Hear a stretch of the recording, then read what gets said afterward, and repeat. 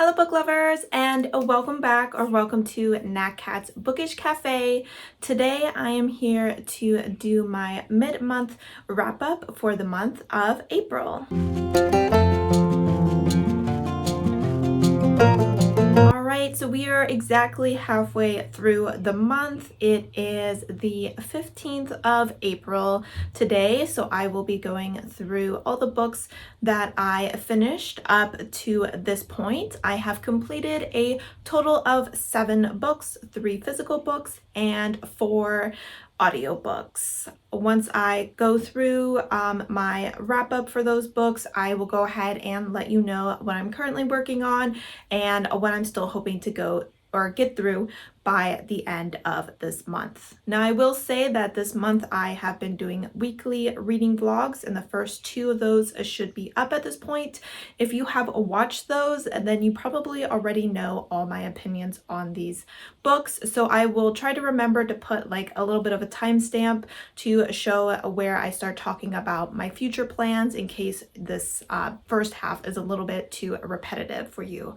But I do understand that some people don't watch vlogs, so I do like to do both vlogs and wrap-ups to cover all of my bases. All right, and jumping right in with book number 1, I finished Escaping from Houdini by Carrie Maniscalco. This is book 3 to Stalking Jack the Ripper. In the story, we are following 17-year-old, I think she's 17 or 18, year old Audrey, and she is hoping to become a forensic scientist. This is a kind of historical mystery series, so of course in this time in history her career choice is somewhat frowned upon, but luckily she has an uncle who is a forensic scientist who has taken her on as an apprentice, as well as a love interest named Thomas, who is also an apprentice of her uncle and supports all of her endeavors. In this book, our crew is on a ship heading to America. This ship has a performing circus on it that is supposed to be performing every night, but on the first night, a murder is committed, and then throughout the story, many more murders are committed. So Audrey and Thomas and her uncle set out to try to figure out who the murderer is. There were a lot of things I liked about this story, many things that I continue to enjoy, that I've enjoyed throughout the entire series. I really enjoy Carrie Maniscalco's writing. I'm very supportive of Audrey. She is a character that I really love, though she was a little bit on the frustrating side in this book. I did understand her behavior as someone who was a teenager at some point in her life. I did enjoy the murder mystery aspect of this. I thought that the murders in this book specifically were very interesting because they revolved a lot around tarot cards and circus acts, which made them very unique to other murders that we may have come across in previous books. In this book, we are fortunately, depending on your opinion on it, introduced to a second possible love interest, and this in the beginning did distract me a little bit from the murder aspect because I was like, get this guy out of here, like I'm team Thomas all the way. But over time I did grow more accustomed to the second person, and they definitely did grow on me, not enough for me to, switch sides or anything like that. But I did think it added a little bit of additional drama to the story that I liked.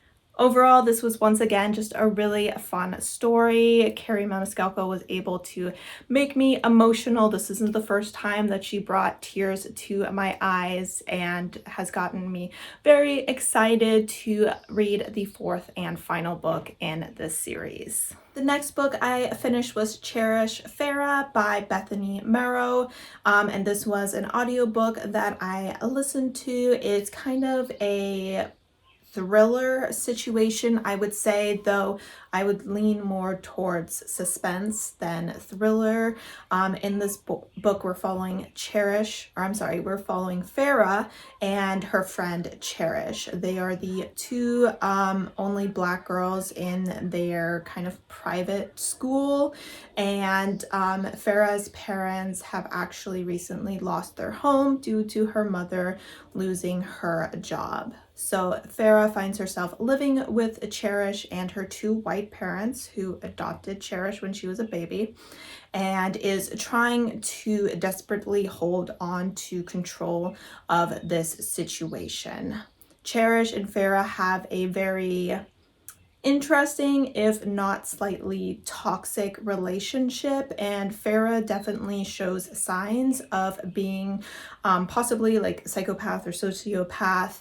She doesn't have what you would consider fully normal human behavior. Her behavior that is considered normal is things that she admits to observing Cherish do. So I found it very interesting reading from Farah's point of view, because you very much are in the head of someone who isn't 100% mentally normal, as we may consider it, and it definitely added a interesting layer to the narrative. Throughout the story, Farah is definitely trying to immerse herself fully into this family so that they pretty much love her as much as they love their daughter, and she is simultaneously kind of battling with her own mother over control of this entire situation. Her mother is telling her that she does not want her to stay with this family because she feels that there's something wrong with them, but Farah does not trust her mother because her mother also thinks that there's something wrong with her. I thought that her relationship with her mother was very interesting because I think her mother was also a bit of a sociopath, or at least Farah perceived her as one, and I definitely wish that the author had dived more into that relationship because it was very interesting and I would have liked to see more of that. It was only just kind of touched on throughout the story. I think that the suspense of the story as we started to figure out, that weird things were happening in this home was pretty gradual, if not a little bit slow, which sometimes is okay if the climax pays off, which for me, it was interesting, but not as attention grabbing as I was hoping it would be, which is why I ended up only giving this a 3.5 stars. The next book I finished was also an audiobook, and this was Unwind by Neil Shusterman. This is a YA dystopian novel in which we follow 3 different children. In this society, abortion is no longer allowed, but there is now a new option in which between the ages of 13 and 18, you can choose to unwind your teenager. This means that your teenager is taken to a facility and they are unwound, meaning that their body parts are split up and distributed and are used for organ transplants on other people. So every single piece of the body is used, whether it is fully functioning or not. And this has just been kind of used as a way to, maybe control the population while simultaneously allowing people who need transplants to get them. All 3 of our teenagers are going to be unwound at the beginning of this book for 3 different reasons. Our young 16-year-old boy, I don't know any of their names, sorry, is being unwound because he's a bit of a troublemaker. He has some anger issues, and his parents decide that they're gonna go ahead and unwind him.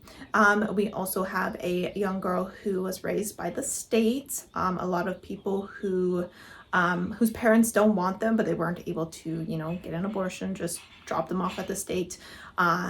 and the state is no longer able to afford to keep her alive, so they're gonna go ahead and have her unwound. The third person we are following is a young 13-year-old boy who's actually considered a tithe, and a tithe is someone who knows that at the age of 13 they're going to be unwound, and it's kind of like a religious cult situation, or maybe not cult, just like a religious, like different religions have different versions of these tithes. It was interesting to see the three differing opinions towards their situation because they all come from different backgrounds, but at the beginning of the book they all end up in the same situation where they are fleeing to try to find safety until the age of 18, in which case they will no longer be able to, or the state will no longer be able to unwind them. I had a really great time with this story. I ended up giving it 4.5 stars. I was thoroughly invested in our characters from the very beginning, and was always intrigued to see what was going to happen next, what obstacles they were going to have to overcome. I really enjoyed the commentary throughout the story of when does life begin, whose life is worth more than someone else's. I really liked all of our characters. I thought they were very complex and that they had a lot of development throughout the story, which especially in a YA novel, I really like to see, because we have these young characters who are just kind of growing into the people that they will be. So it's really interesting to see that person develop, especially in such a high stakes situation. I thought that the book had really good pacing.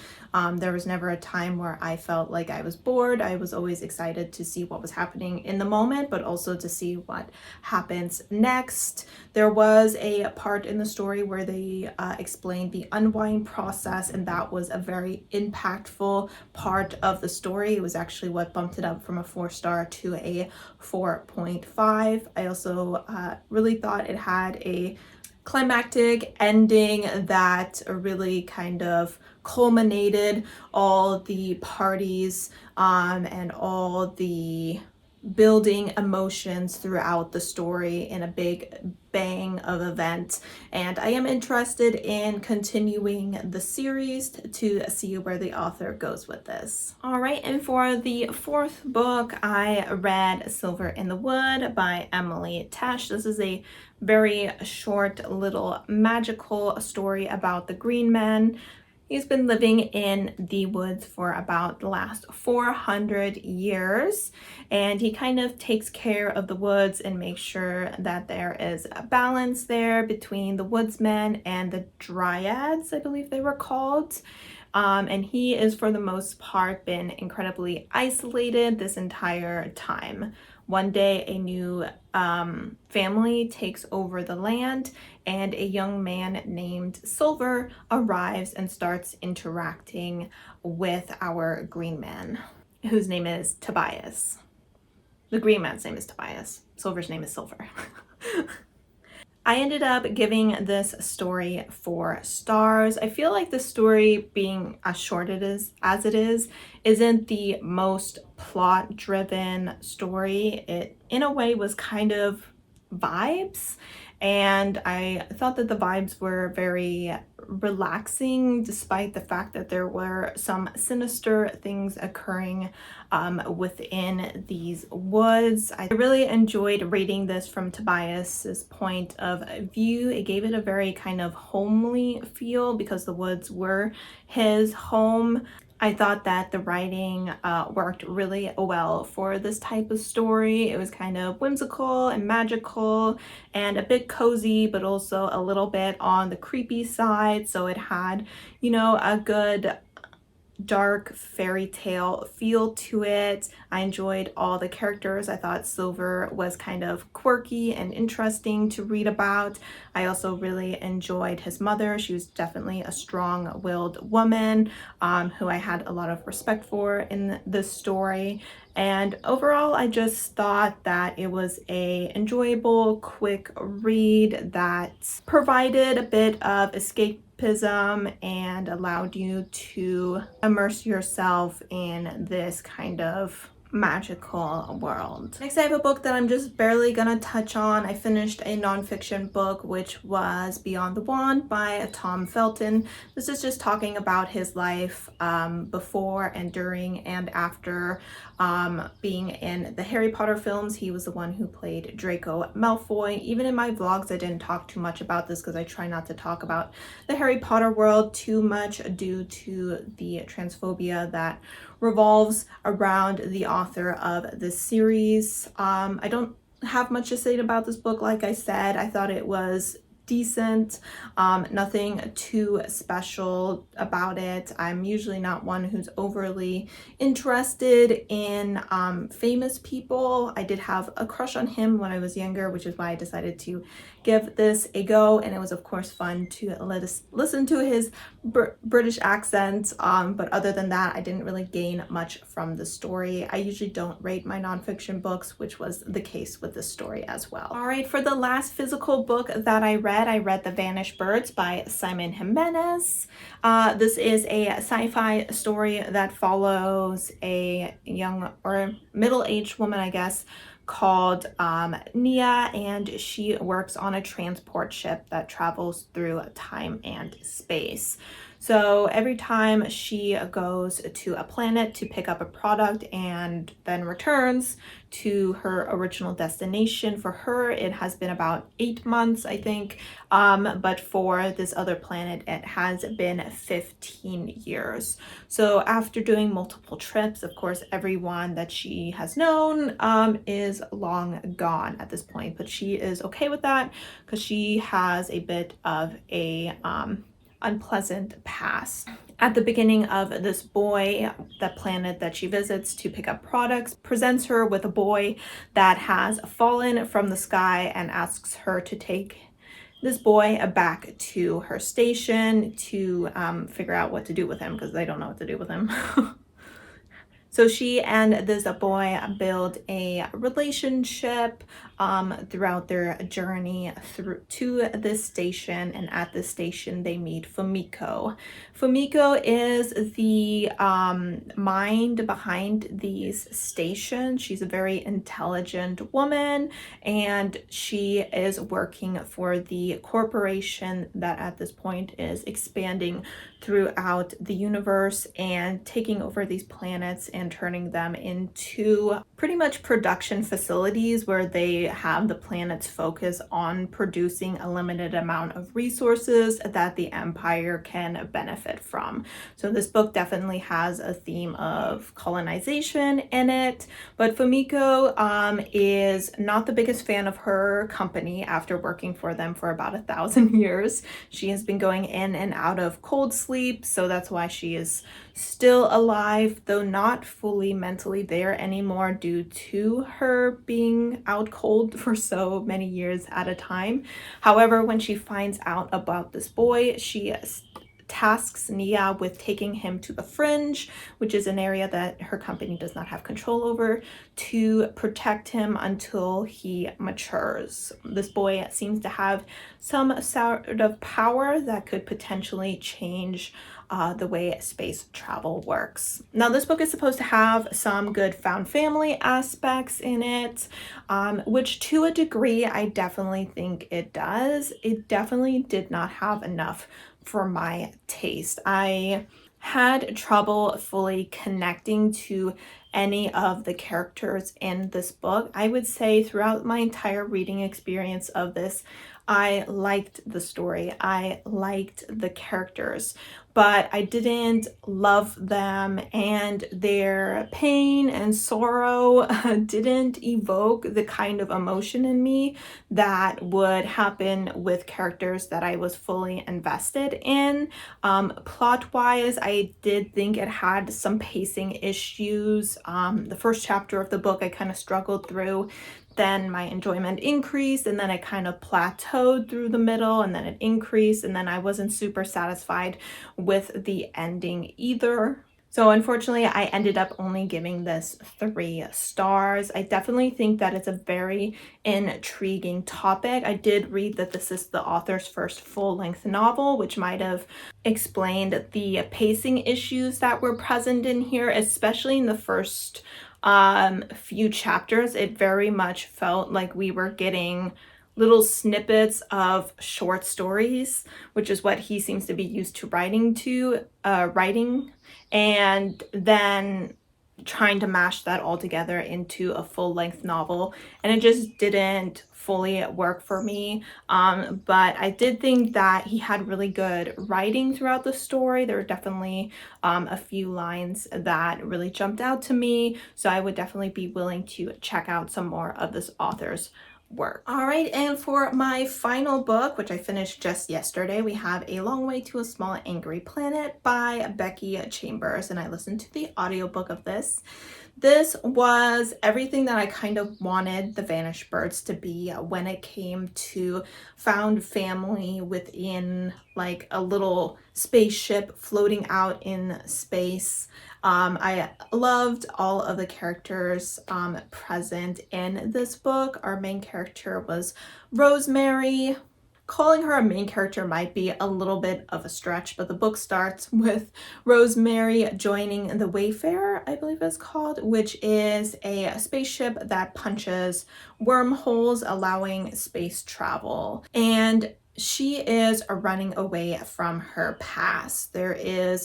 She got caught up in some illegal activity, and so she paid a lot of money to kind of wipe her files and start over, and joins this spaceship pretending to kind of be somebody else. She is obviously qualified for the job that she is getting, but she does not want them to know anything about her past or her family.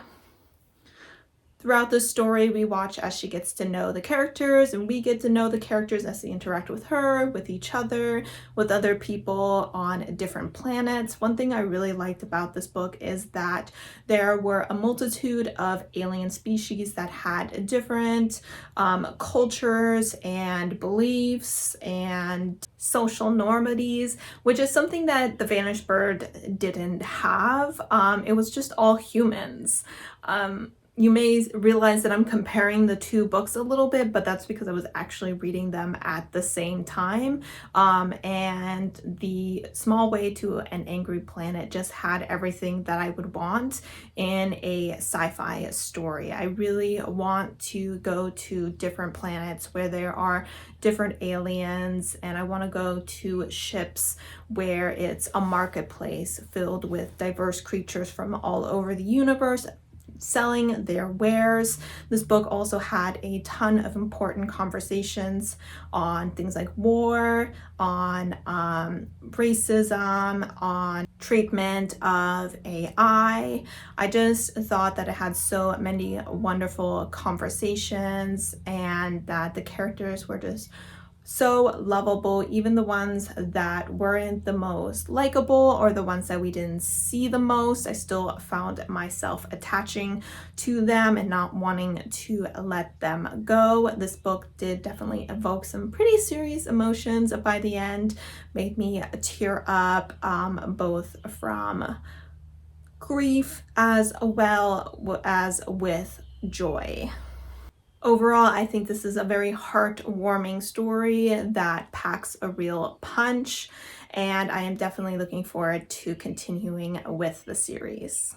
And I rated it 4.5 stars. I can't remember if I already mentioned that. All right, so those are the books that I have already completed. Let's go ahead and get into my goals for the remainder of the month. To start off with, if you have watched my vlogs, you will know these books very well. I am still making my way through my short story collection of The Toughest Indian in the World. I am hoping to complete that this week, if at all possible.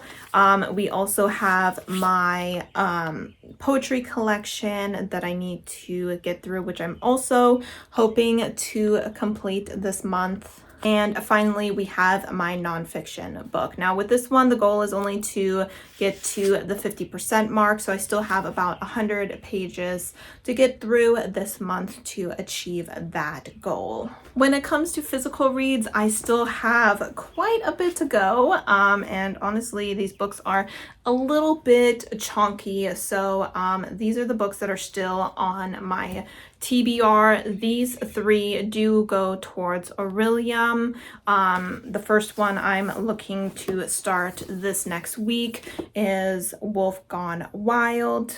Once I finish that, I will be getting into this chunker, The Sword of Kagon by M.L. Wang. Next, we have Moon Spun Magic by Catherine Cutler. If you watched last week's vlog, you'll see how I selected this book because this wasn't initially on my TBR, but this is a replacement for a DNF. And finally, this one is not for Aurelium, but it is a punishment prompt for my TBR game, which is why I'm saving it for last, because there won't be any punishments for me if I do not complete this in the month of April, which I'm honestly assuming I will not. As far as audiobooks go, this morning I actually started Pandora's Jar by Natalie Haynes. This is a book that is on my Vlog Squad challenge, 12 books to read. For that challenge, if you want to check out all the books, or I guess it would be over here, that I am reading for that. So I read the first hour of that. I did put myself on hold for the second Becky Chambers book. I can't remember the title of it right now, but it does look like it'll be about 5 weeks till I get that. I'm assuming it won't actually be 5 weeks because there's only 2 people in front of me, and I think Libby usually just assumes that someone will take, the entire 21 days to read it, but we will see. Other than that, I'm not sure what other audiobooks I might pick up. I have been working through them pretty quickly this month. So I may pick up the second book to Unwind. I also have a book called Internment by Samira Ahmed, which I've been considering reading for a while. So those are some potential audiobooks. When it comes to my audiobook planning, it's a little bit more wishy-washy, kind of what I'm in the mood for at the moment and what is available to me. All right, guys, so that is my wrap up for the first half of the month, as well as my plans. Make sure to give me a follow if you want to see my vlogs for the next coming weeks.